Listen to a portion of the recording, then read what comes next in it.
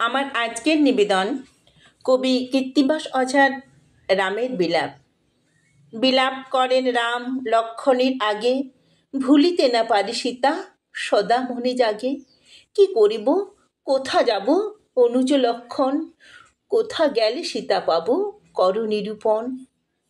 মন বুঝি বারে বুঝি আমার জানকী, লুকায়া আছেন লক্ষণ, দেখো দেখি।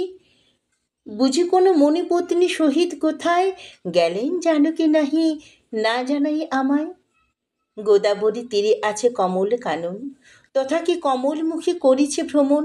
পদ্মালয়া পদ্মমুখী সীতারে পাইয়া, রাখিলেন বুঝি পদ্মাসনে লুকাইয়া। চিরদিন পিপাসিত করিয়া প্রবাস, চন্দ্রকলা ভ্রমেরাহু করিলকে গ্রাস। রাজ্যচ্যুত আমাকে দেখিয়া চিন্তান্বিতা, হরিলেন পৃথিবী কি আপন দুহিতা।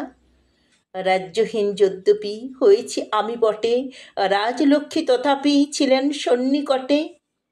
আমার যে রাজলক্ষ্মী হারাইল বনে, কৈকেয়ীর মনোভীষ্ট সিদ্ধ এতদিনে। সৌধামণি যেমন লুকায় জলধরে, লুকাইল তেমনি জানকী বনান্তরে।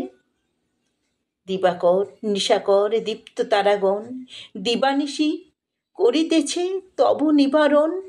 তারা না হরিতে পারে তিমির আমার, এক সীতা বিহনে সকল অন্ধকার।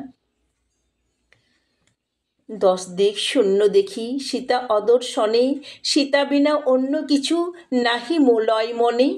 সীতা জ্ঞান সীতা ধ্যান সীতা চিন্তামণি, সীতা বিনা আমি যেন মণিহারা ফণি।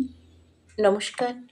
কবিতাটি ভালো লাগলে লাইক করবেন এবং কেমন লাগলো তা কমেন্টে লিখে জানাবেন। আবার এরকম কবিতা শোনার জন্য চ্যানেলটিকে অবশ্যই সাবস্ক্রাইব করবেন।